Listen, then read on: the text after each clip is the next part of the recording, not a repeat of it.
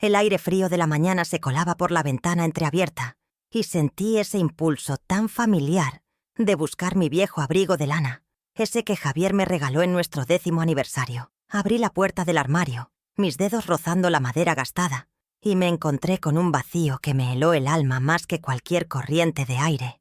Estante tras estante, gancho tras gancho, todo estaba desierto. Mis vestidos de flores, las blusas que había cosido con mis propias manos, los pantalones que me habían acompañado durante años, todo había desaparecido. En su lugar, solo quedaba el penetrante olor a naftalina y un silencio abrumador que gritaba abandono. Fue como si alguien hubiera entrado y no solo hubiera robado mi ropa, sino que hubiera arrancado pedazos de mi historia, dejándome desnuda, expuesta y terriblemente sola en mi propia casa. Mi hija, mi Catalina. La imagen de su rostro apareció en mi mente, tan nítida como dolorosa. La había visto esa misma semana, con su sonrisa ensayada y sus ojos que evaluaban cada rincón de mi humilde hogar con una crítica apenas disimulada. «¿Todavía guardas estos trapos, mamá?», me dijo, señalando el mismo abrigo que ahora buscaba con desesperación. No le di importancia, acostumbrada a su obsesión por lo nuevo, por lo caro, por lo que brilla superficialmente. Pero ahora, cada palabra resonaba como un martillo en mi cabeza. La imaginé sacando mis prendas una por una, doblándolas con impaciencia, metiéndolas en bolsas de basura como si fueran desechos sin valor, sin memoria. La traición tenía su rostro, y era el rostro de la única persona en el mundo por la que yo habría dado mi vida, sin dudarlo un solo segundo. Mientras yo me ahogaba en la quietud de mi habitación, ella seguramente estaba en ese lugar que llamaba Brechó de Lujo, un nombre que siempre me pareció una contradicción. La veía con claridad, entregando mis recuerdos a cambio de unos cuantos billetes arrugados, probablemente para comprar otro bolso de diseñador que no necesitaba. El desdén en sus gestos, la vergüenza que sentía por mi sencillez, todo se materializaba en ese acto de crueldad. Para ella, mis ropas no eran más que la prueba de una vida que despreciaba, una vida de esfuerzo y no de opulencia. Venderlas no era solo una forma de conseguir dinero fácil, era su manera de borrarme, de distanciarse de sus orígenes, de la costurera que se deslomó para que ella pudiera ser la mujer elegante que tanto se esforzaba en aparentar ser. Puedo imaginar el lugar perfectamente. Percheros de metal dorado, luces brillantes que hacen que todo parezca más valioso de lo que es, y un perfume caro flotando en el aire para enmascarar el olor a vidas pasadas. Allí, entre vestidos de seda y abrigos de piel que alguna vez pertenecieron a otras mujeres, estarían mis humildes prendas, fuera de lugar, expuestas al juicio de extraños. Mi abrigo de lana, con su forro un poco desgastado por el tiempo y el uso, colgado junto a una pieza de alta costura. La ironía era tan amarga que me quemaba la garganta. Catalina había convertido mi vida en una mercancía, mi historia en un artículo con etiqueta de precio, y todo por encajar en un mundo al que yo nunca quise pertenecer. Un mundo donde el valor de las cosas se mide solo por lo que cuestan. Y ese abrigo, Dios mío, ese abrigo, no era una simple prenda. Era el refugio que Javier me había regalado para los inviernos fríos. Era el calor de sus brazos cuando ya no estaba. Dentro de sus bolsillos mis manos habían encontrado el calor tantas veces, buscando consuelo en los días grises después de su partida. Recordaba el día que me lo dio, su sonrisa emocionada, sus ojos brillando al verme con él puesto. «Para que nunca sientas frío, mi soledad», me había dicho. Y ahora, ese último abrazo de mi esposo estaba en manos de un desconocido, vendido por mi propia hija como si no significara nada. Sentí una punzada tan profunda que me doblé sobre mí misma, el dolor de la pérdida de Javier, reviviendo con una intensidad brutal, como si lo estuviera perdiendo todo de nuevo. Con manos temblorosas, tomé el teléfono y marqué su número. Respondió al tercer tono, su voz impaciente, como siempre. «Hola, mamá. Estoy ocupada. ¿Pasa algo?» Intenté que mi voz sonara tranquila, que no se quebrara. «Catalina, hija, no encuentro mi ropa. El armario está vacío». Hubo un silencio al otro lado de la línea, un silencio cargado de culpa. «Ah, eso», dijo finalmente. con una ligereza que era pura crueldad. Decidí hacer una limpieza, mamá. Tenías demasiadas cosas viejas acumulando polvo. Te hice un favor. ¿Un favor? Cada palabra era una daga que se clavaba más hondo en mi corazón. No había arrepentimiento, no había empatía, solo la fría y calculadora justificación de alguien que se cree con el derecho de disponer de la vida de los demás. Colgué el teléfono sin despedirme, el auricular resbalando de mis dedos sudorosos. La verdad me golpeó con la fuerza de un huracán. No había sido un impulso, no había sido un error. Había sido un acto deliberado, planeado. Mi hija me consideraba un estorbo, un conjunto de cosas viejas de las que había que deshacerse para hacer espacio a lo nuevo. Me senté en el borde de la cama, mirando el armario abierto como si fuera una tumba. Había pasado años perdonando sus desplantes, justificando su egoísmo, diciéndome a mí misma que era solo una fase. Pero esto era diferente. Esto era un punto final. Había cruzado una línea, y en ese momento supe que la hija que yo había criado ya no existía. Fue entonces, en medio de la desolación, cuando un recuerdo fugaz, casi olvidado, emergió de las profundidades de mi memoria. Una conversación con Javier, años atrás, mientras guardaba algo importante en el forro interior de ese mismo abrigo. «Esto es nuestro futuro, Sole. Guárdalo bien», me había dicho, sellando el forro con unas puntadas que solo yo sabría reconocer. No era solo un abrigo lo que Catalina había vendido. Era algo más, algo que mi esposo me había confiado. Una pequeña llama se encendió en mi pecho, una determinación que nació de las cenizas de mi dolor. Aún no sabía qué era, pero sabía que tenía que recuperarlo. Mi hija pensaba que me había dejado sin nada, pero no sabía que, sin quererlo, me había dado una razón para luchar. Mi nombre es Soledad Ramírez, y a mis 69 años, el mundo parece girar a una velocidad que ya no comprendo, ni me esfuerzo por alcanzar. Hace una década que me quedé viuda, cuando mi Javier se fue de un día para otro, dejándome un silencio que al principio era ensordecedor, pero que con el tiempo aprendí a suavitar. Vivo en la misma casita que compramos juntos cuando éramos jóvenes y soñábamos con llenarla de risas de niños. Al final, solo tuvimos a Catalina, y las risas se fueron apagando poco a poco. Ahora, esta casa es mi refugio, mi ancla. Cada rincón guarda un eco de Javier. Cada objeto es un portal a un recuerdo. Mis días transcurren entre el cuidado de mis geranios, que conversan conmigo, en el lenguaje de los colores, y la preparación de comidas para una, siempre con un plato de más en la mesa, por si acaso, por costumbre, por amor. Toda mi vida he sido costurera. Mis manos conocen el lenguaje de las telas, la caricia de la seda y la aspereza del lino. Durante más de 40 años, el zumbido de mi vieja máquina de coser fue la banda sonora de mi existencia. Con ella pagué estudios, compré medicinas y construí un futuro para mi hija, puntada a puntada, sacrificio a sacrificio. Ahora que estoy jubilada, la máquina descansa en un rincón, cubierta por una tela bordada, como una reina destronada. Mi rutina es sencilla.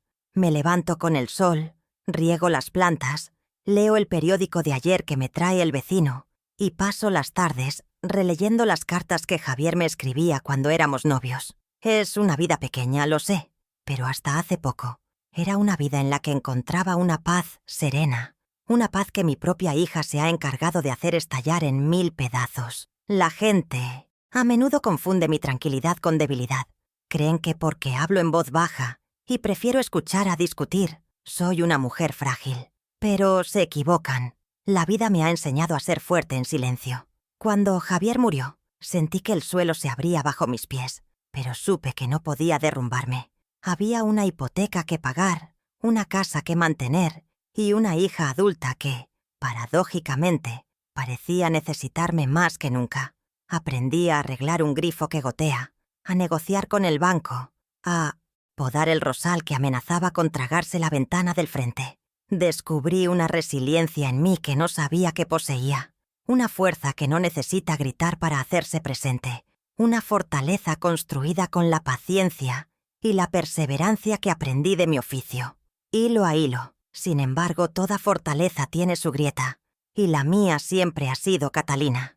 Mi amor por ella Es un amor incondicional, una devoción que a menudo me ha nublado el juicio. Desde niña, siempre tuvo una manera de conseguir lo que quería, y yo, en mi afán por verla feliz, cedía una y otra vez. Justificaba su egoísmo como ambición, su frialdad como independencia, su falta de gratitud como una simple distracción de la vida moderna. Me convertí en una experta en encontrar excusas para su comportamiento, tejiendo un velo de autoengaño para no tener que enfrentar la dolorosa verdad, que para mi hija yo era más un recurso que una madre. Este amor ciego ha sido mi talón de Aquiles, la vulnerabilidad que ella ha sabido explotar sin piedad. Una y otra vez, económicamente, vivo con lo justo. Mi pensión de viudedad y mis ahorros de toda una vida de trabajo me permiten pagar las facturas y darme algún pequeño capricho de vez en cuando, como comprar una nueva orquídea o un buen libro. Catalina siempre ha visto mi modestia como un fracaso, incapaz de entender que la verdadera riqueza no reside en lo que se tiene, sino en lo que se valora. Y yo valoro mi independencia, por humilde que sea.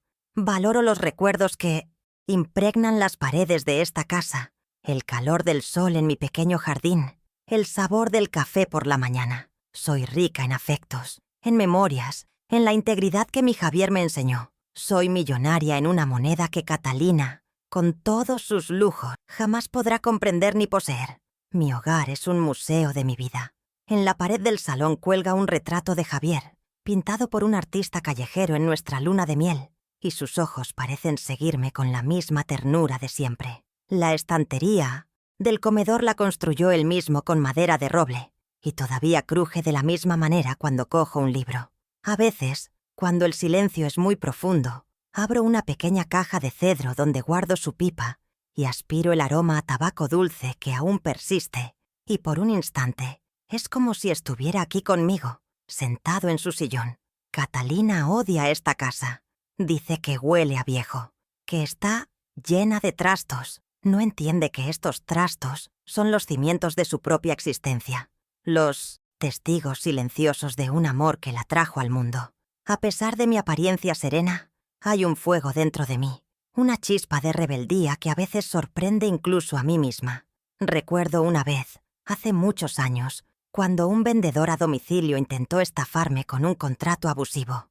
Lo escuché con paciencia, leí la letra pequeña que él intentaba ocultar con su pulgar y, con una calma glacial, le señalé cada cláusula fraudulenta hasta que se puso pálido y se marchó casi corriendo. No, necesité levantar la voz. Mi fuerza no está en el volumen, sino en la claridad, en la certeza de saber lo que es justo. Es esa misma fuerza la que ahora siento despertar de su letargo, una llama que la traición de mi hija ha avivado. Pensó que estaba apagada, pero solo estaba esperando el momento adecuado para volver a arder. No voy a negar que la soledad a veces pesa como una losa de plomo, sobre todo en las noches de tormenta o en los domingos por la tarde, cuando el mundo parece girar en torno a familias que se reúnen. Catalina rara vez me visita, y cuando lo hace su presencia es como una ráfaga de viento helado que desordena mi paz. Sus llamadas son cortas, funcionales, listas de quejas o peticiones. Anhelo una conversación real, una pregunta sincera sobre cómo estoy, un abrazo que no se sienta como una obligación. Esa carencia, ese vacío afectivo, me ha hecho más vulnerable a sus manipulaciones, aferrándome a las migajas de atención que me arrojaba, sin darme cuenta de que me estaba muriendo de hambre de amor verdadero. Si miran mis manos verán el mapa de mi vida. La piel es fina como el papel de seda, salpicada de manchas que delatan mi edad. Las yemas de los dedos están endurecidas y marcadas por innumerables pinchazos de aguja, cicatrices de honor de mi oficio.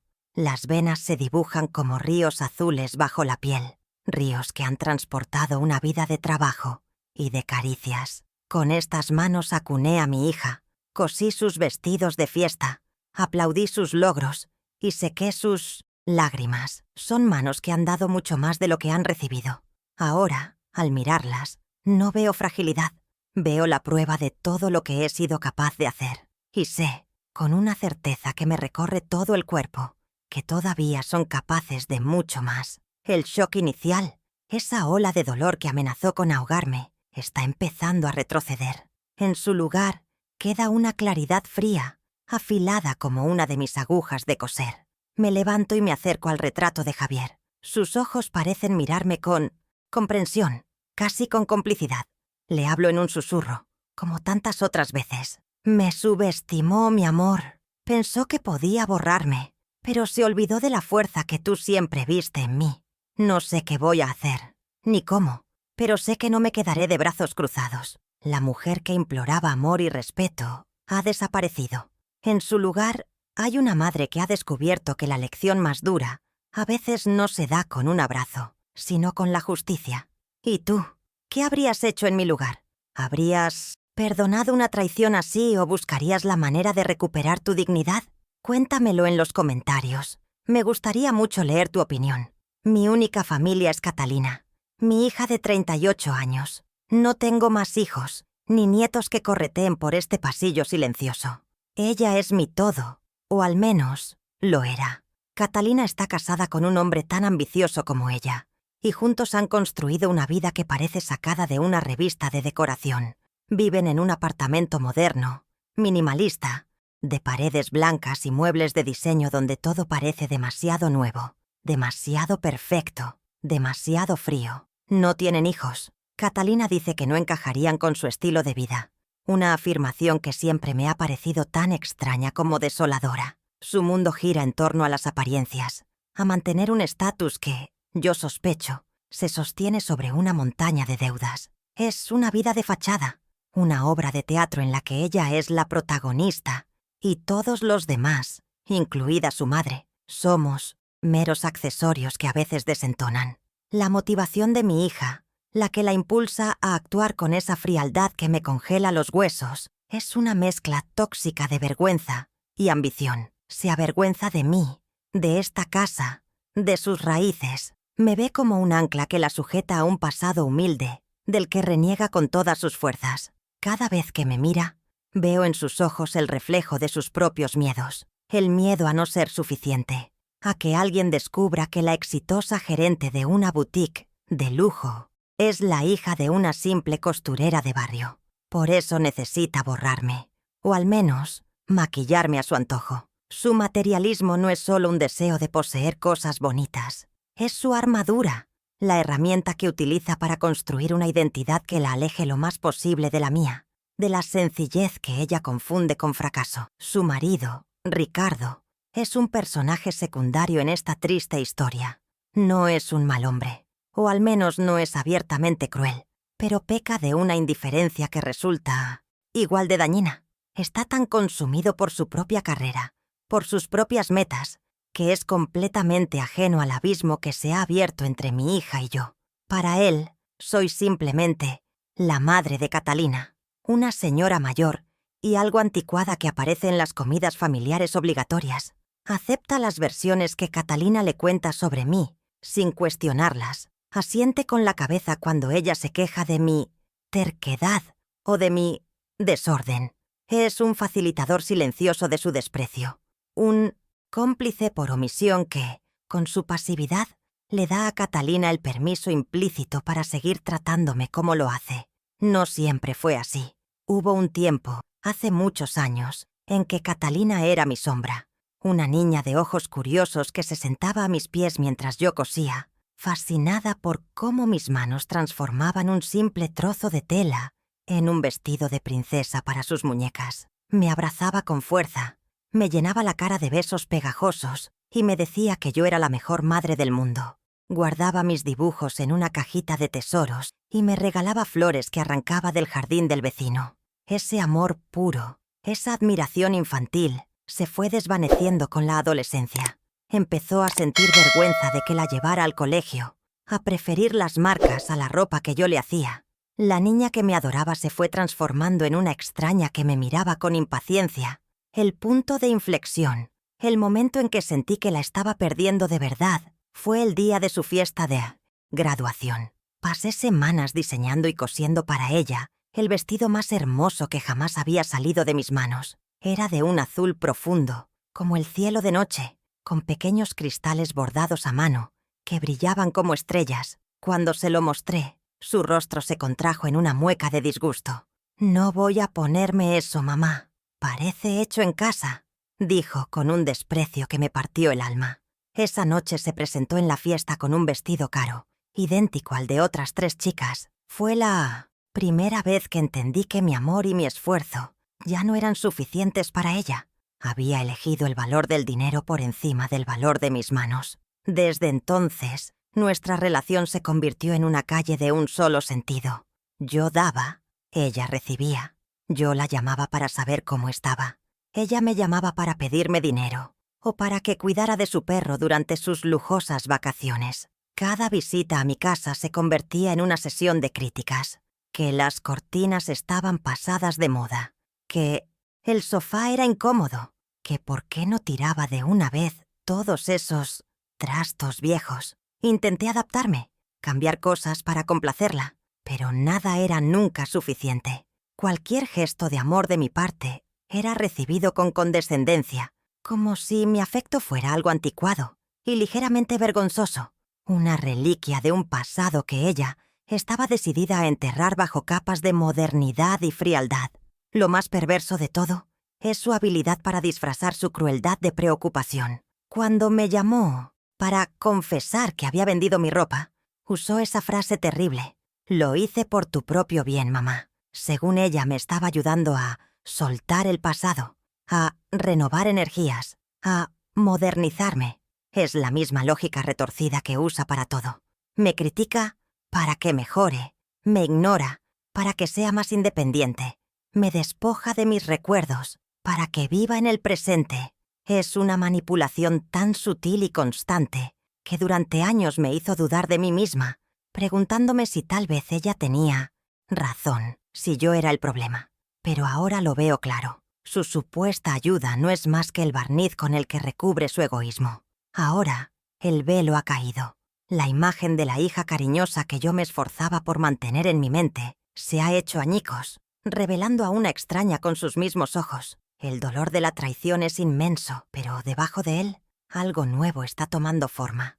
Ya no siento la necesidad de justificarla ni de buscar su aprobación. El amor de madre es resistente, sí, pero no es indestructible, y el suyo ha sufrido un golpe casi mortal. La tensión que siempre existió entre nosotras se ha solidificado en un muro de hielo, y yo, por primera vez, no tengo ninguna intención de intentar derribarlo. En cambio, siento la necesidad de construir mi propio refugio, un lugar donde mi dignidad no esté constantemente bajo asedio. Todo lo que hice, cada noche en vela, cada dedo pinchado por la aguja, fue por ella, por Catalina.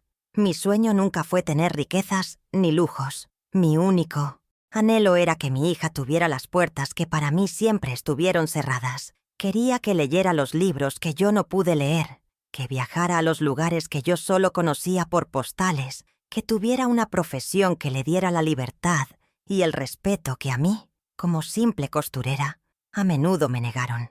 Proyecté en ella todas mis esperanzas, cosí sus alas con el hilo de mis propios sacrificios, esperando que volara alto. Jamás imaginé que usaría esas mismas alas para alejarse de mí, para mirarme desde una altura donde yo ya no era más que un punto insignificante en su pasado.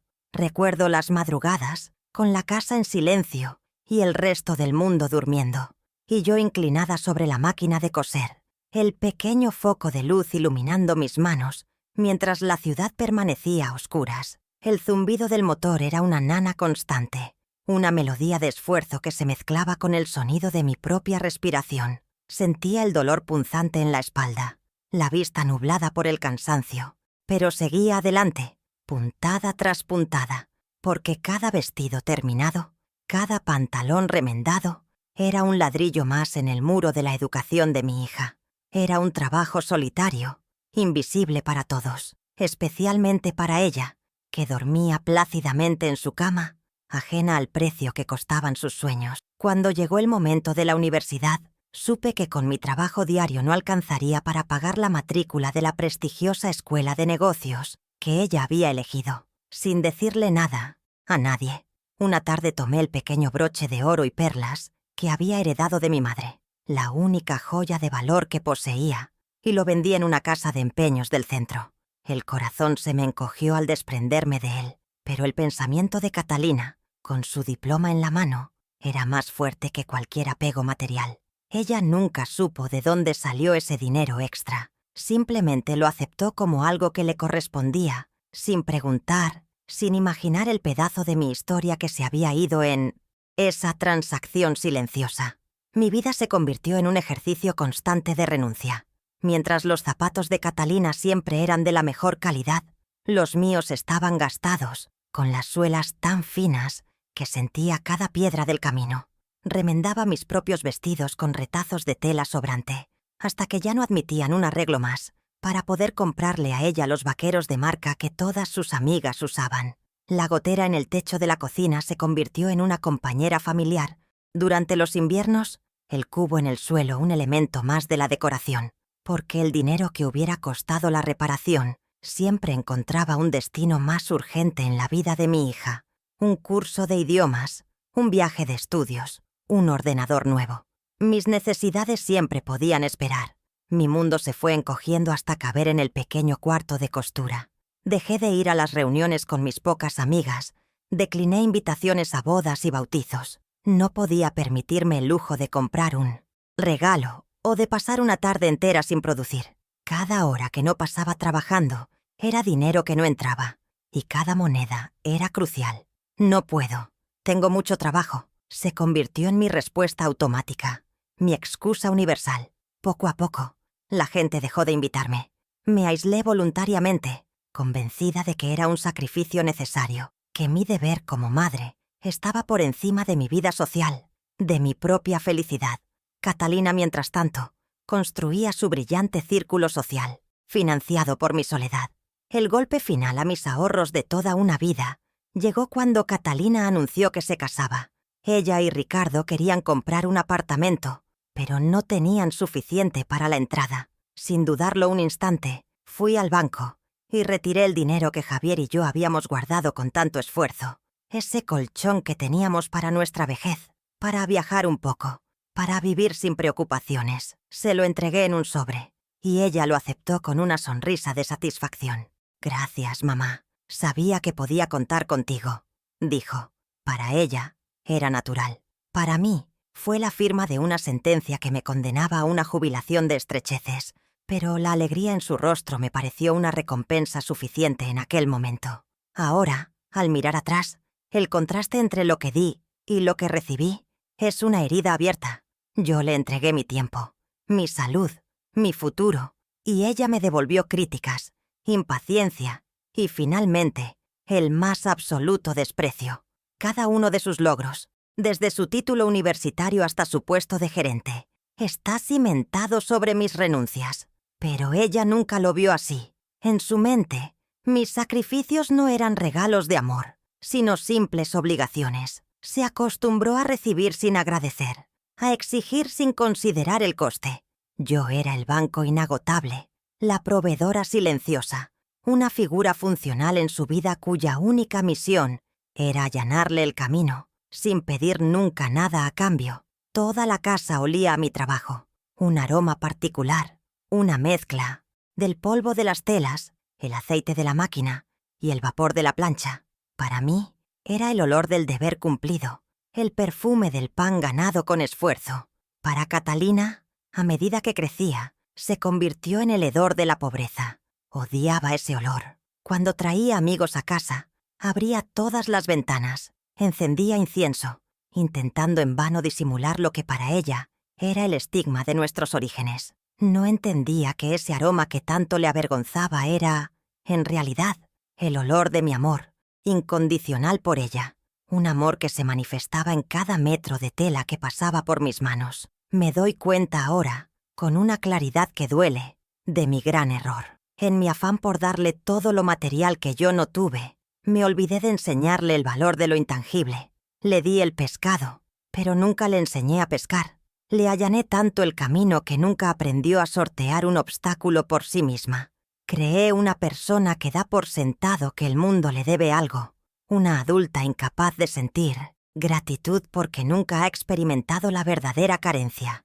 La culpa también es mía. Mi amor, en su exceso, se convirtió en un veneno que atrofió su capacidad de empatía, que la hizo creer que el amor se mide en cosas que se pueden comprar y, por lo tanto, también vender. Y así llego a este armario vacío, el símbolo perfecto del resultado de toda una vida de entrega. No es solo la ausencia de mi ropa lo que me duele, es la materialización de décadas de ingratitud. Cada prenda que ella vendió, por unas míseras monedas, representaba horas de mi vida, sacrificios silenciosos, sueños postergados. Al deshacerse de ellas, no solo se deshizo de trastos viejos, se deshizo de mí, de nuestra historia, del legado de amor y esfuerzo que representaban.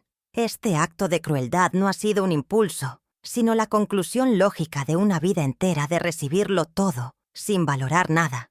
Es la prueba irrefutable de que para mi hija, mi vida entera cabe en una bolsa de basura. De entre todas las prendas que Catalina vendió, la que más odiaba, la que fue el blanco de sus burlas más crueles, era el viejo abrigo de lana de Javier. Era una prenda sencilla, de un color indefinido entre el gris y el marrón, con los codos ligeramente gastados y un botón que yo misma había reemplazado por uno que no era exactamente igual al resto. «Tira eso de una vez, mamá.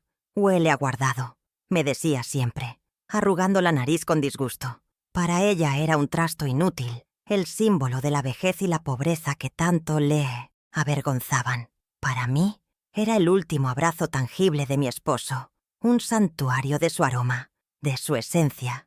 Y era también, aunque yo misma casi lo había olvidado, el guardián de nuestro secreto más importante. Recuerdo la tarde en que Javier llegó a casa con el abrigo.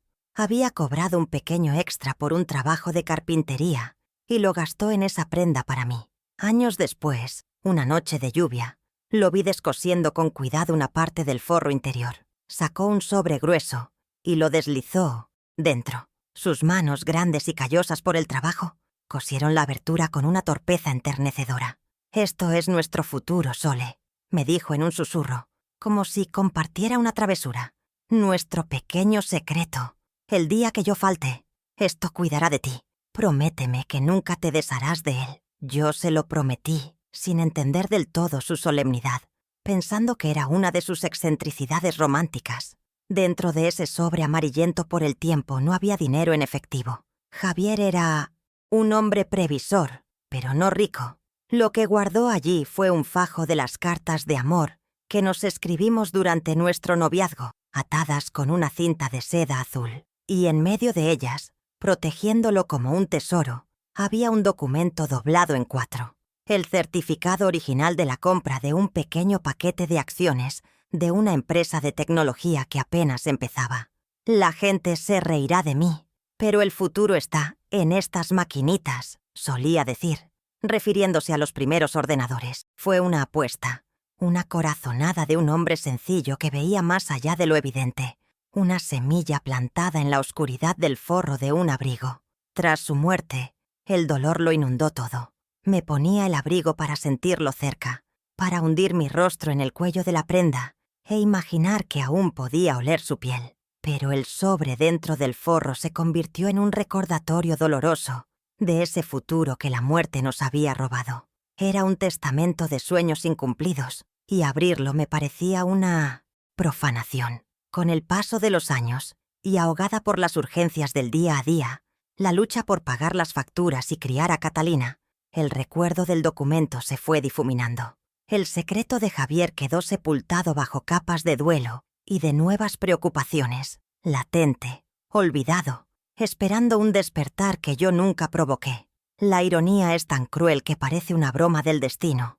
La prenda que mi hija consideraba el epítome de la miseria, el objeto que más se esforzó por hacer desaparecer de mi vida, es precisamente la que contenía la llave de mi liberación. Javier, con su sabiduría sencilla, no guardó nuestro futuro en una caja fuerte, ni lo confió a un banco.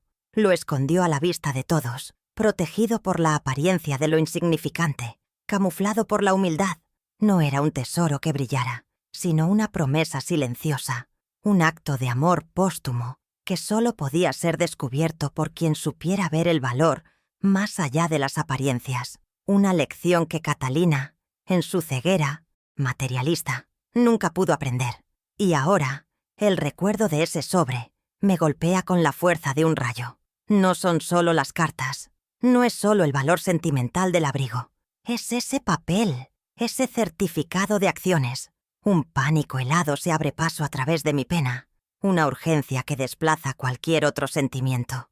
La venta de mi ropa ha dejado de ser un acto de desprecio para convertirse en un error de consecuencias potencialmente devastadoras. Catalina no solo ha tirado a la basura mis recuerdos, ha arrojado a un contenedor una pequeña fortuna sin siquiera saberlo. Y yo, por haber olvidado la promesa que le hice a mi esposo, soy cómplice de este desastre. Tengo que encontrar ese abrigo. Ya no es una cuestión de dignidad, es una cuestión de supervivencia. Mi primer paso, ingenuo de mí, fue intentar razonar con ella. La llamé al día siguiente, con la voz cuidadosamente modulada para no sonar ni desesperada ni acusadora. «Catalina, hija, necesito que hablemos del abrigo de tu padre», le dije. «Sé que para ti no era más que un trapo viejo, pero para mí tiene un valor que no es material. Por favor, solo dime a qué tienda lo llevaste». Al otro lado de la línea, su suspiro de impaciencia fue como una bofetada.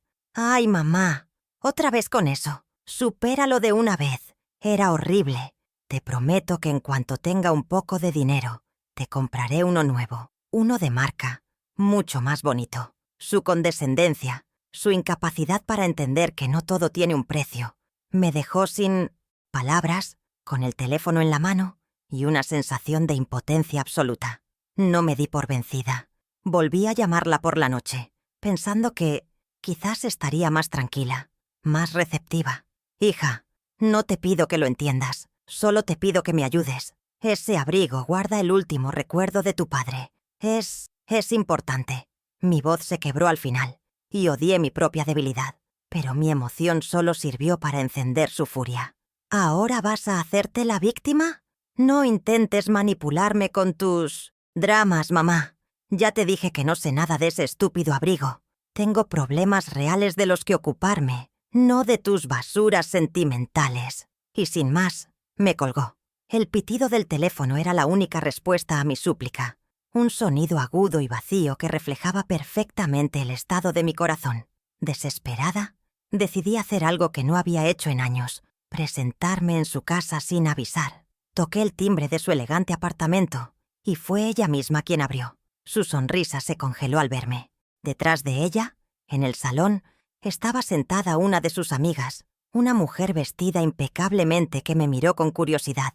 La cara de Catalina se transformó, adoptando una máscara de falsa dulzura. «Mamita, qué sorpresa», dijo en un tono empalagoso. Luego, dirigiéndose a su amiga, añadió en voz baja, como si compartiera un secreto: «Es mi madre. A veces se le olvidan las cosas y se le fijan ideas extrañas. Ya sabes, la edad». Me sentí encoger, humillada públicamente, reducida a una anciana, senil para salvar las apariencias de mi hija.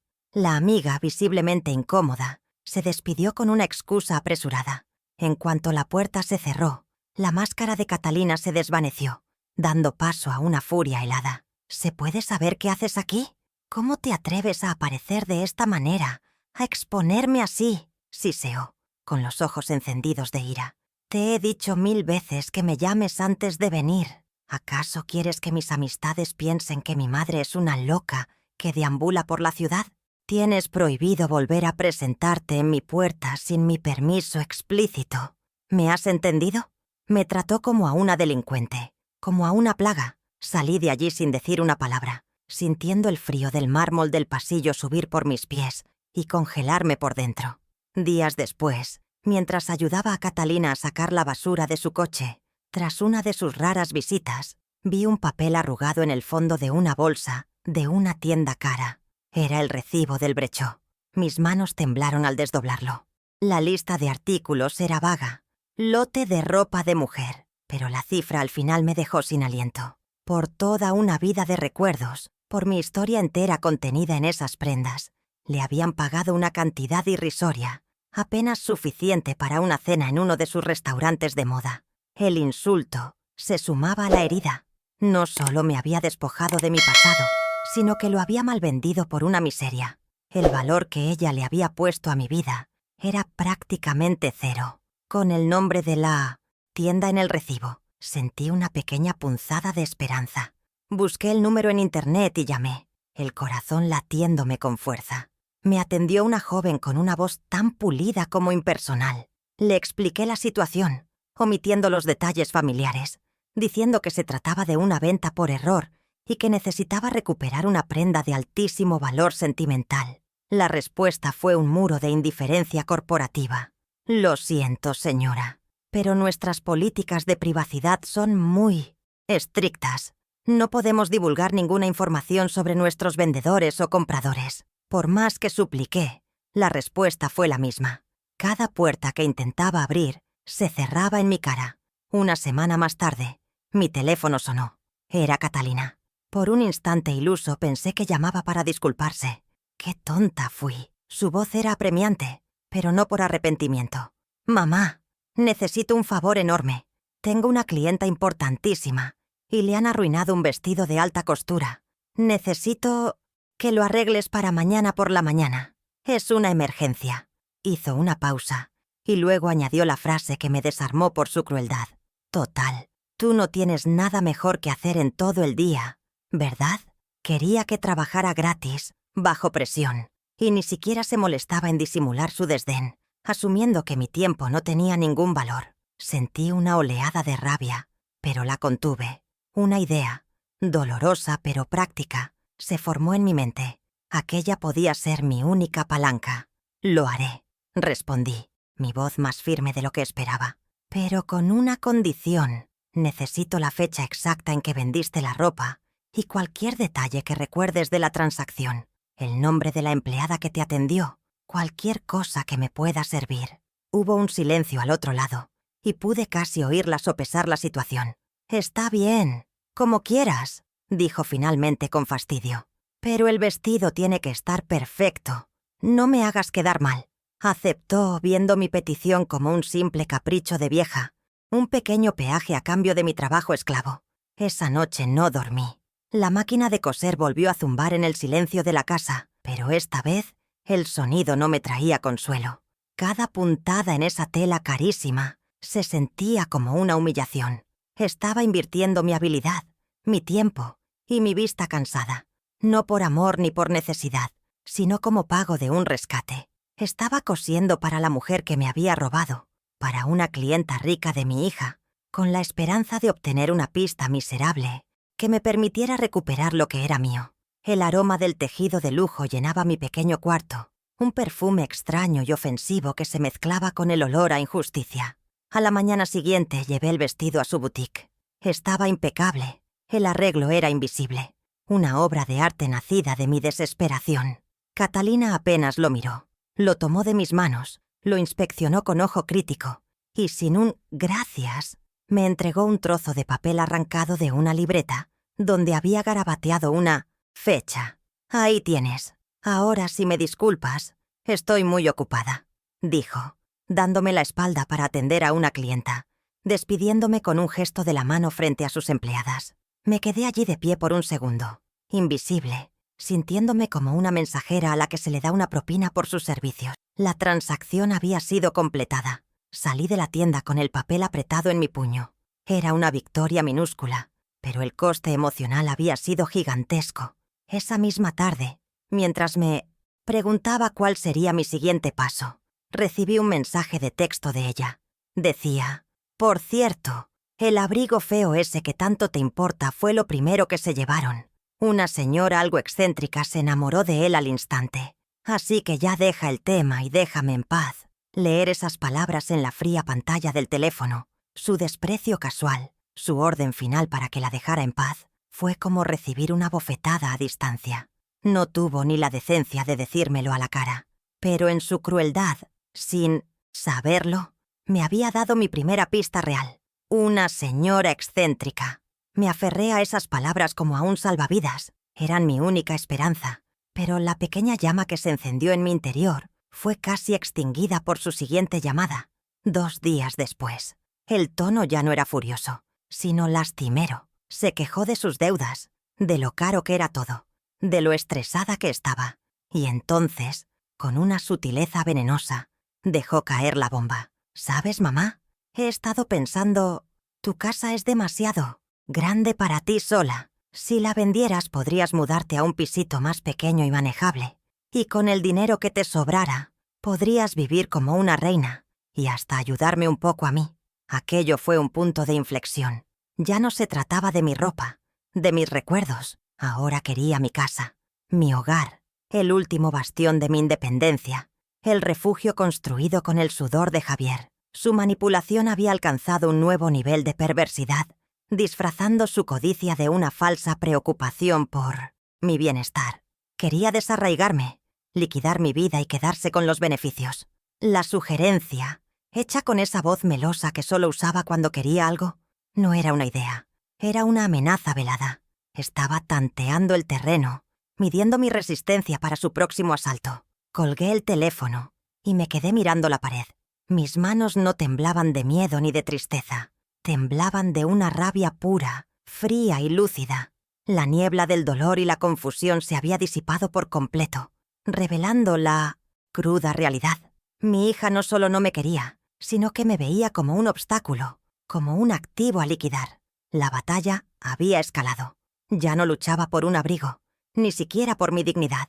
Ahora luchaba por mi hogar, por mi derecho a existir en mi propio espacio, en mis propios términos. La guerra silenciosa había sido declarada, y yo, la vieja costurera que todos subestimaban, acababa de encontrar el coraje para empezar a luchar. El clic del teléfono al colgarlo resonó en la quietud de la tarde. Me quedé inmóvil, sentada en el viejo sillón de Javier, con el auricular aún en la mano, sintiendo cómo su plástico frío me transmitía un temblor que no era de miedo, sino de una furia que se asentaba en mis huesos. Fue en ese preciso instante, en el silencio que siguió a su voz codiciosa, que algo dentro de mí se rompió para siempre. No fue una ruptura ruidosa, con gritos y lágrimas, sino un quiebre silencioso y profundo, como una grieta que se abre en el hielo.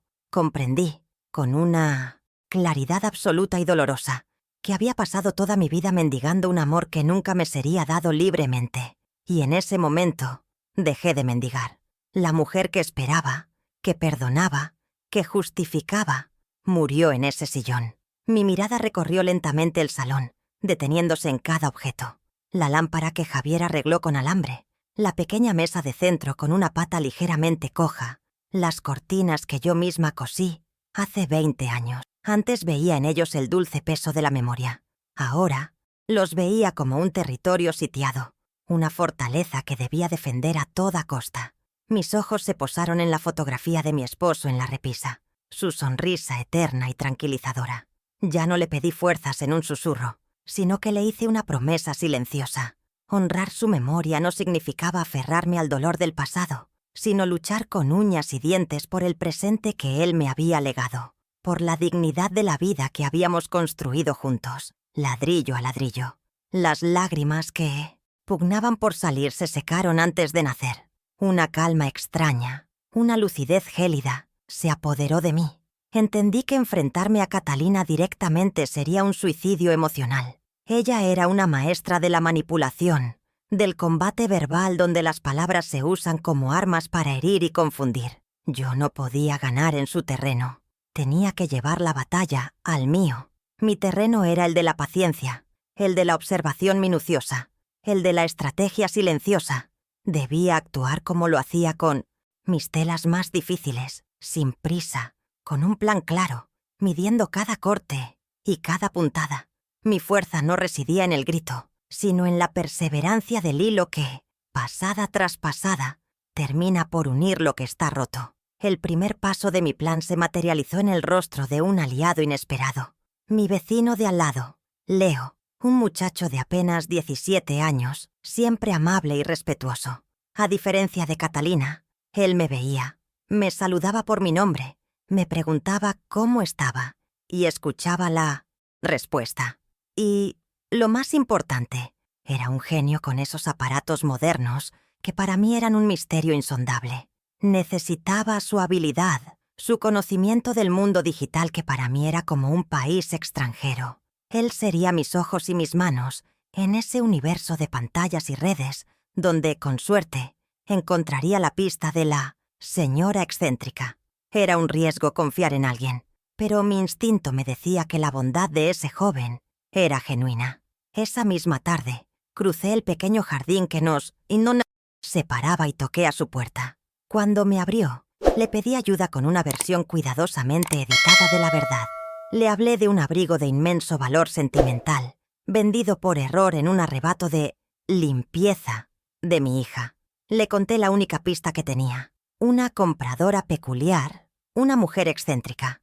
No mencioné el conflicto, ni el dinero, ni la traición. Lo presenté como una búsqueda del tesoro, una misión para recuperar un pedazo del corazón de una anciana. Apelé a su amabilidad y a ese sentido de la aventura que aún brilla en los ojos de los jóvenes. Vi su expresión cambiar de la curiosidad a un compromiso entusiasta. «Claro que sí, doña Soledad. La ayudaremos a encontrarlo», dijo. Y por primera vez en semanas sentí que no estaba sola. La escena era casi cómica. Mi modesto salón, con sus muebles de toda la vida, iluminado por la luz azulada de su ordenador portátil. Él, con sus dedos volando sobre el teclado, y yo, a su lado, mirando fascinada un mundo que no comprendía. Leo me explicó con paciencia cómo buscar en foros de coleccionistas de ropa vintage, en grupos de redes sociales dedicados a la moda de segunda mano, cómo rastrear la presencia online de la tienda. Fue metódico, creando una lista de posibles lugares donde el abrigo podría haber sido revendido o mencionado. Mientras él navegaba por la red, yo navegaba por una nueva emoción: la esperanza. La tecnología, que siempre había visto como algo ajeno y frío, se estaba convirtiendo en mi mejor herramienta. Mientras Leo buscaba el abrigo, un pensamiento estratégico cruzó mi mente. Recuperar el documento no serviría de nada si no sabía su valor real. Tenía que ser sutil. Javier era un soñador, ¿sabes?, le dije a Leo, como si compartiera una anécdota casual. Una vez invirtió unos pocos ahorros en una de esas empresas de ordenadores que apenas empezaban. Siempre me pregunté qué habría sido de ella. Le di el nombre de la compañía, escrito en un trozo de papel, pidiéndole si podía buscar qué había pasado con ella, solo por curiosidad, para honrar la memoria de mi esposo. Leo, sin sospechar nada, asintió y abrió una nueva pestaña en su navegador. La segunda pieza de mi plan silencioso se ponía en marcha. Esa noche, cuando Leo se fue, me sentí transformada. El peso de la víctima se había desprendido de mis hombros, reemplazado por la tensión y el propósito de un estratega. Ya no era la madre abandonada que lloraba en un armario vacío. Era una mujer con un plan, con un aliado, con un objetivo claro. La búsqueda del abrigo se había convertido en algo mucho más grande que la simple recuperación de un objeto. Era la primera ofensiva en una guerra por mi independencia, la primera puntada en el tejido de mi nueva vida. Catalina pensaba que me había acorralado, pero no sabía que, con su última amenaza, lo único que había conseguido era despertar a la leona que siempre había dormido bajo la piel de la mansa costurera. Leo regresó a mi casa al día siguiente, sus pasos apresurados y una emoción contenida en su rostro juvenil. «Doña Soledad, no se lo va a creer», dijo, abriendo su portátil sobre mi mesa de comedor. Me mostró gráficos y noticias que no entendía del todo, hablándome de cosas como divisiones de acciones y crecimiento exponencial. Con una paciencia infinita, me explicó cómo aquella pequeña empresa de tecnología en la que Javier había invertido una suma modesta se había convertido en un gigante global. No podía decirme la cifra exacta sin saber el número de acciones, pero sus palabras finales resonaron en mi pequeño salón como un trueno. Una inversión así, hecha en esa época, podría valer una fortuna, doña Soledad.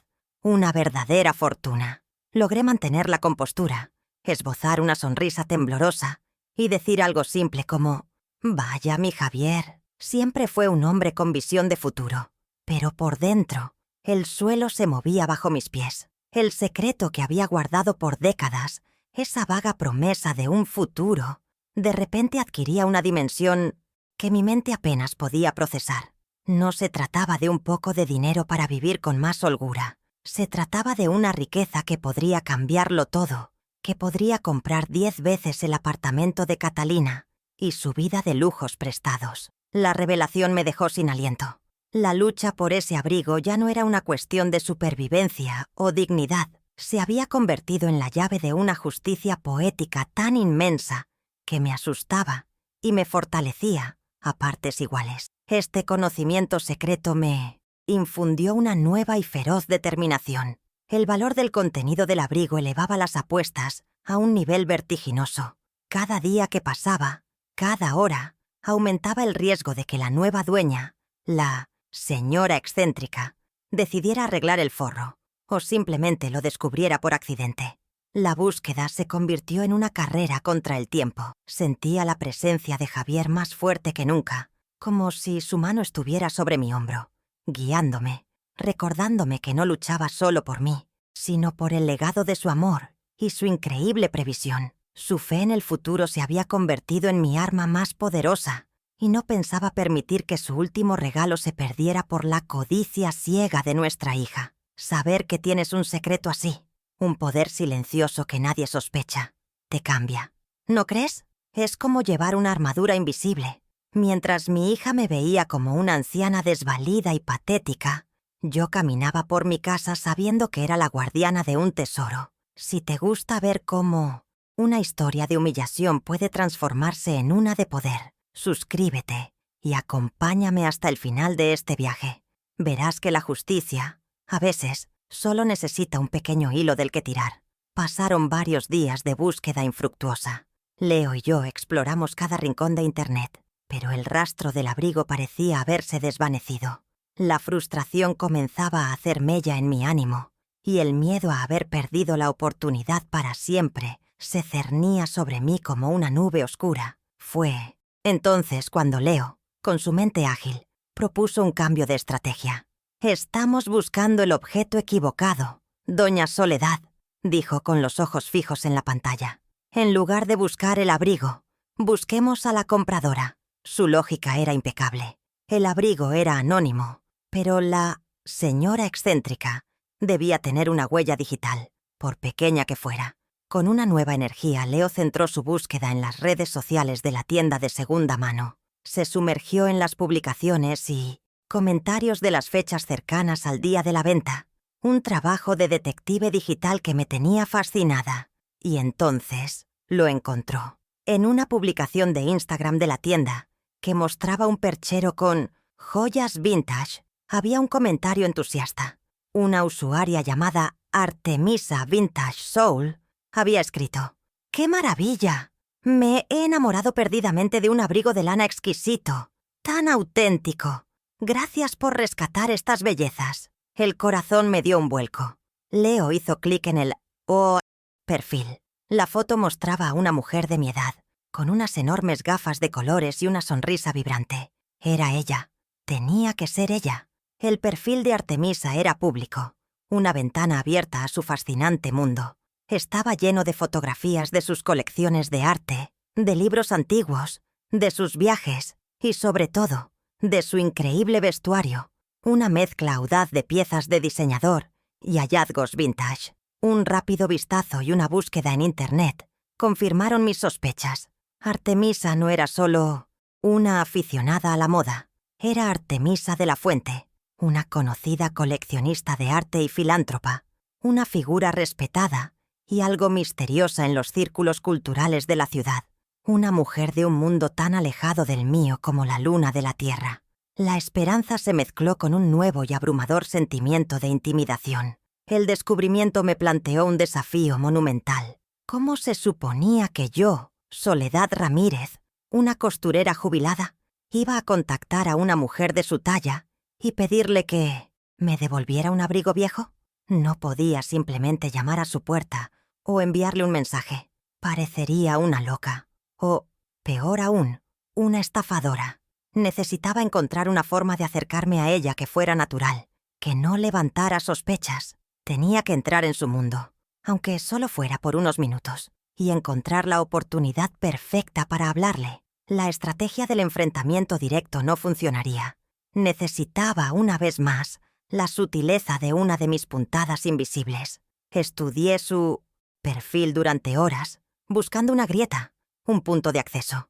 Y lo encontré. Artemisa era una gran defensora de las artes locales y patrocinaba un pequeño centro comunitario en un barrio cercano. En su perfil anunciaba con entusiasmo su asistencia a una lectura de poesía que se celebraría allí en unos días. Era un evento público, abierto a todo el mundo. Era mi oportunidad.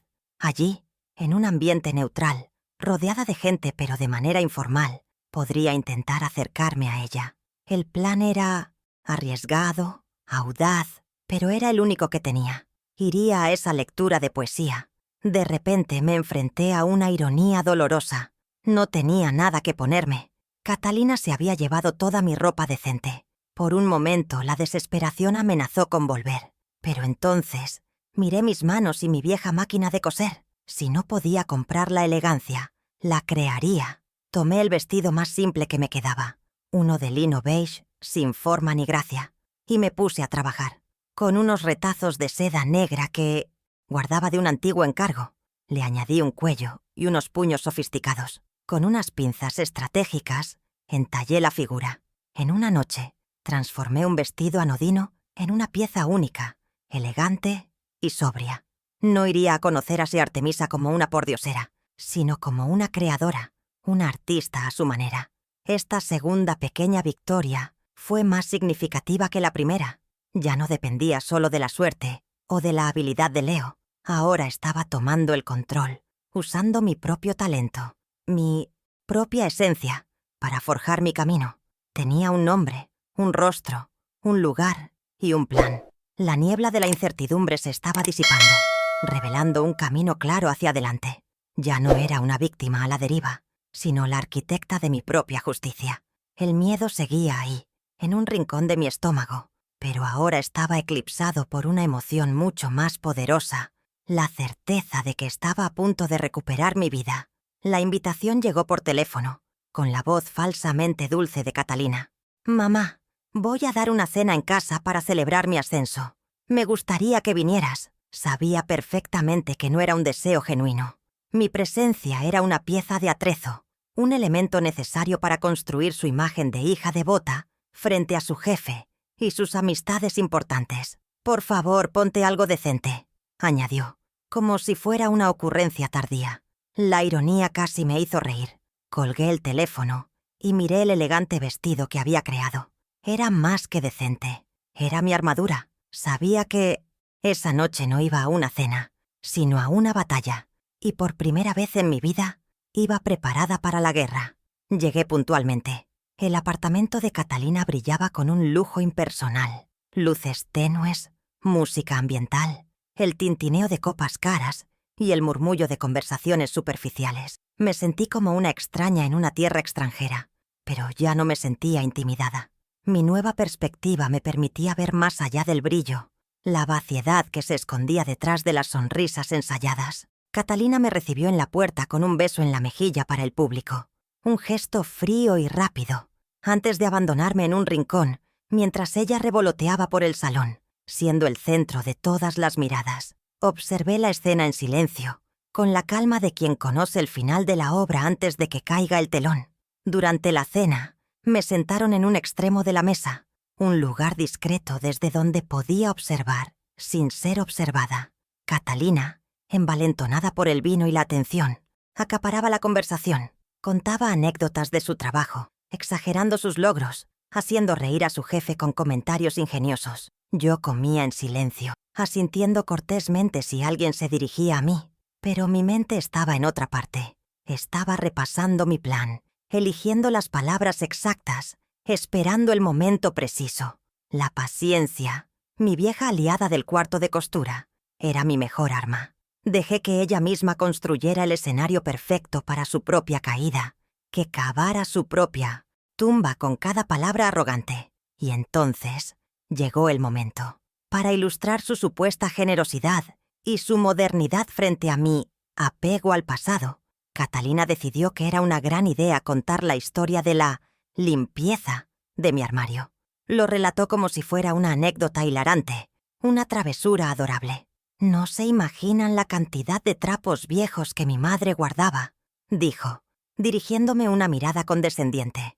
Tuve que intervenir por su propio bien, hacerle una limpieza a fondo, para que entrara en el siglo XXI. Pobre mamá, Vive anclada en el pasado. La mesa estalló en una risa suave y cómplice. Una risa que me apuñaló el corazón, pero que, al mismo tiempo, selló su destino. Me habían dado la entrada que necesitaba. Cuando las risas se apagaron, un silencio expectante llenó el espacio. No me enfadé. No levanté la voz. Simplemente, con una calma que sorprendió a todos, incluida a mí misma, me aclaré la garganta. Fue un sonido suave, casi imperceptible, pero en el ambiente cargado de la cena, sonó como un gong. Todas las cabezas se giraron hacia mí. La sonrisa de Catalina se tensó ligeramente. Con la dignidad como mi único escudo, capturé la atención de toda la mesa. El escenario era mío. La costurera invisible estaba, por fin, bajo el foco de luz. Mi hija dice la verdad. Comencé, y mi voz sonó firme y clara, sin un atisbo de temblor. Vi cómo Catalina se relajaba, pensando que iba a seguirle el juego, a representar mi papel de viejecita agradecida. Es cierto que se deshizo de muchas cosas viejas. Hice una pausa, mirándola directamente a los ojos. En especial, se deshizo de un abrigo de lana, muy viejo y muy gastado. Un abrigo que perteneció a su padre, mi difunto esposo. La palabra padre colgó en el aire, y el tono de la conversación cambió instantáneamente. El ambiente festivo empezó a disiparse. Noté la curiosidad en los rostros de los invitados. Continué, ahora dirigiéndome a ellos, tejiendo mi historia.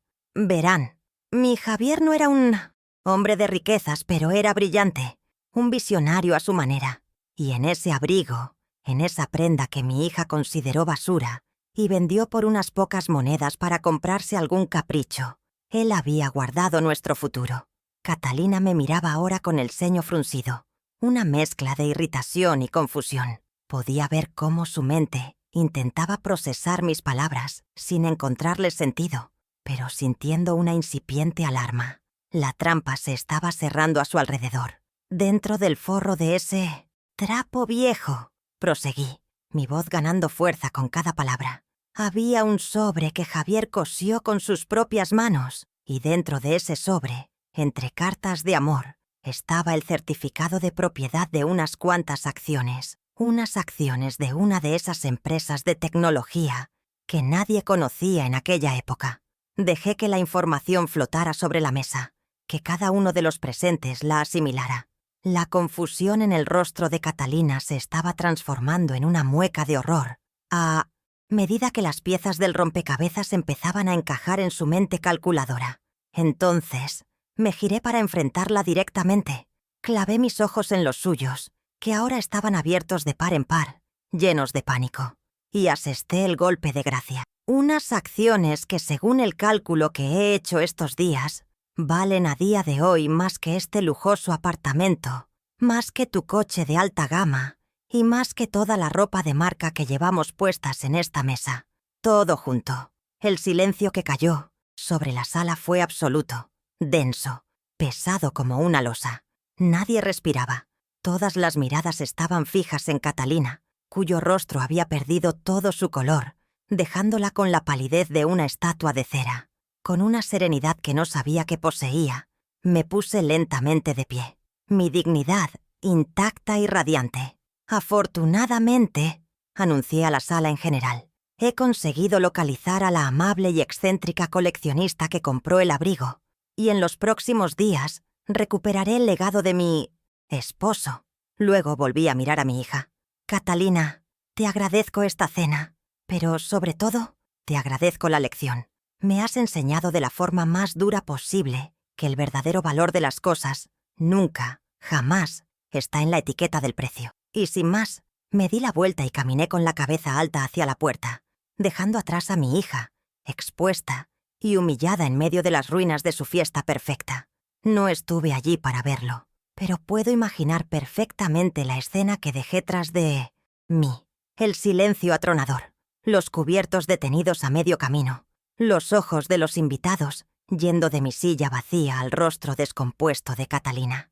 Me han contado que la fiesta se disolvió en menos de 10 minutos. Los amigos se despidieron con excusas torpes, evitando su mirada. Su jefe le dirigió una última ojeada de fría desaprobación antes de marcharse sin decir palabra. Su mundo de apariencias Esa frágil casa de cristal que había construido con tanto esmero se hizo añicos en un instante.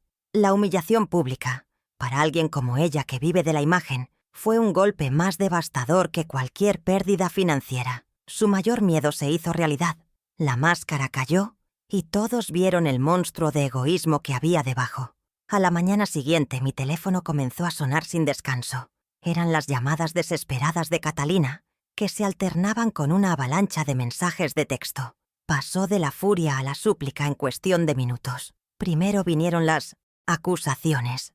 «Me has arruinado la vida. ¿Cómo pudiste humillarme de esa manera?» Luego, cuando vio que yo no respondía, cambió a un tono lastimero y manipulador. «Mamá, por favor, tenemos que hablar. Ese dinero es de la familia. Nos pertenece a las dos. No puedes hacerme esto».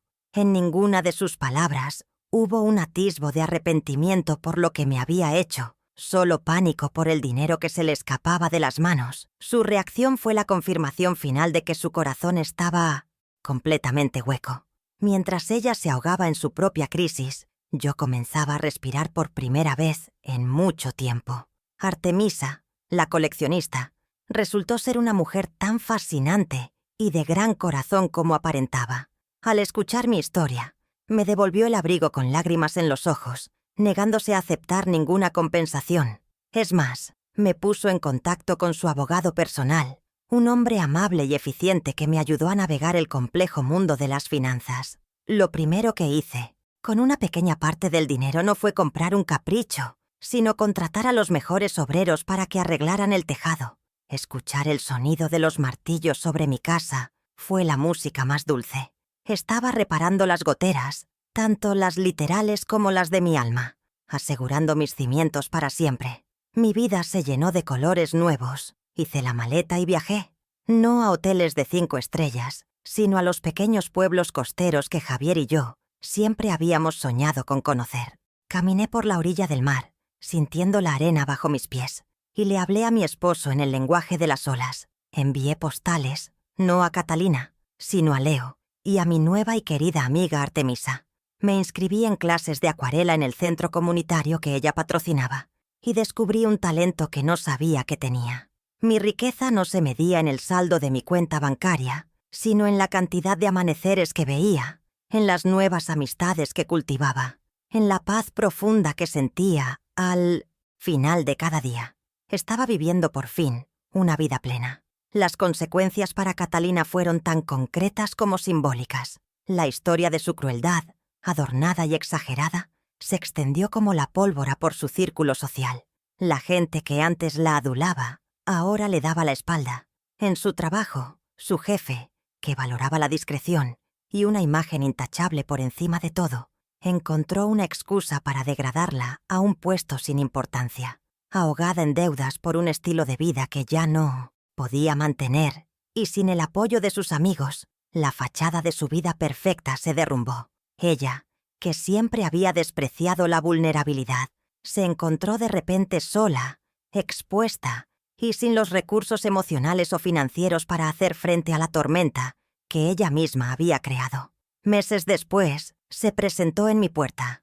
Apenas la reconocí. Su ropa cara parecía colgar de un cuerpo más delgado. Su rostro estaba marcado por el estrés y la amargura. Lloró. Me pidió perdón. Me dijo que había sido una tonta, una hija horrible, y que me quería. Pero entre sus sollozos y sus promesas de cambio, se deslizó la verdadera razón de su visita. Una petición de ayuda económica, solo para empezar de nuevo. Su arrepentimiento, me di cuenta con una tristeza infinita, no nacía de un cambio en su corazón, sino de la desesperación de su bolsillo. Era la última y patética actuación de una actriz que se había quedado sin público. La escuché con una calma que me sorprendió a mí misma, sin una pizca de odio, solo con una profunda pena. Cuando terminó, le hablé con una sinceridad serena. «Te perdono, Catalina», le dije, y lo sentía de verdad. «Te perdono porque necesito estar en paz, no porque te lo merezcas». Hice una pausa y continué. «Pero el perdón no significa olvido, y no significa reconciliación. Has roto algo que no se puede arreglar. La confianza, el respeto, el amor de una madre. Puedes quedarte con tu vida, y yo me quedaré con la mía. Fui a mi cartera, saqué una cantidad de dinero y se la ofrecí. Toma esto. No como una madre a su hija, sino como un acto de caridad hacia una extraña. Es lo último que recibirás de mí. Y con suavidad cerré la puerta. Ahora mis días transcurren en la paz de mi jardín, entre mis flores, que parecen más brillantes que nunca. Estoy sola, pero ya no me siento sola. He encontrado una nueva familia en mis amigos, en mis vecinos, en la comunidad del centro de arte. He aprendido que la verdadera independencia no es tener dinero, sino no necesitar la aprobación de nadie para ser feliz. Mi casa ya no es un museo de recuerdos tristes, sino el cuartel general de mi nueva vida. Un lugar lleno de risas, de olor a pintura fresca y a tierra mojada. He recuperado mi dignidad, he honrado la memoria de mi esposo y, lo más importante, me he encontrado a mí misma. Soy Soledad Ramírez y, por fin, mi nombre hace honor a mi paz, no a mi abandono. Si algo he aprendido en este último y tumultuoso capítulo de mi vida, es que la verdadera riqueza rara vez hace ruido. Mi hija persiguió el brillo del dinero, la opulencia de las marcas, la validación de un estatus social, y en su búsqueda desesperada lo perdió todo: su reputación, su tranquilidad y, lo más importante, su familia. Yo, en cambio, me aferré al valor silencioso de un viejo abrigo de lana, a un recuerdo, a un amor que trasciende la muerte. Y al hacerlo, no solo encontré una fortuna que jamás busqué, sino que recuperé algo infinitamente más valioso: mi paz, mi independencia y el respeto por mí misma. La vida me ha enseñado que lo que verdaderamente nos enriquece no se guarda en un banco, sino en el corazón. Esta historia es también una lección sobre la dignidad. Durante años permití que la mía fuera pisoteada, confundiendo el amor de madre con una sumisión sin límites. Acepté la falta de respeto como si fuera el precio que debía pagar por el afecto de mi hija. Pero la dignidad no es una moneda de cambio, es el núcleo de nuestro ser, un tesoro personal que nadie tiene derecho a devaluar.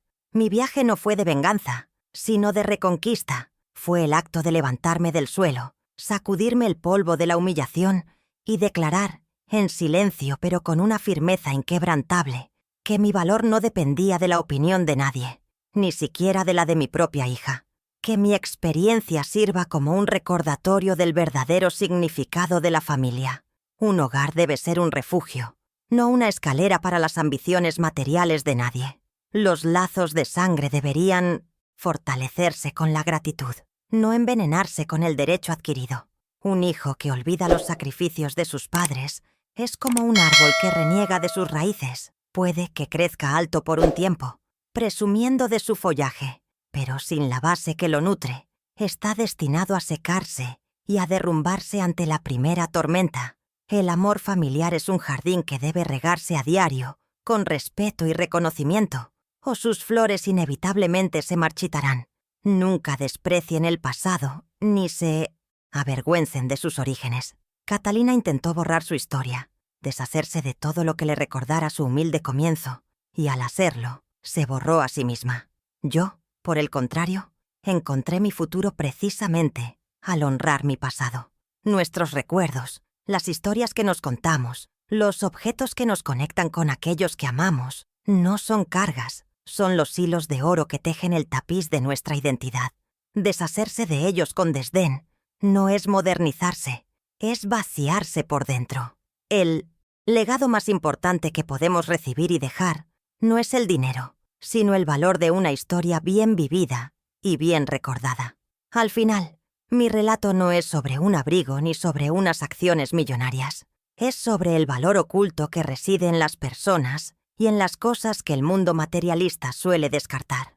Es un llamado a mirar más allá de las apariencias, a buscar la riqueza en la bondad, en la lealtad y en la memoria, porque un corazón lleno de gratitud siempre será infinitamente más rico que una casa llena de lujos. Gracias por acompañarme hasta el final de mis historias. Si te ha conmovido, compártela para que el mundo recuerde dónde reside el verdadero tesoro.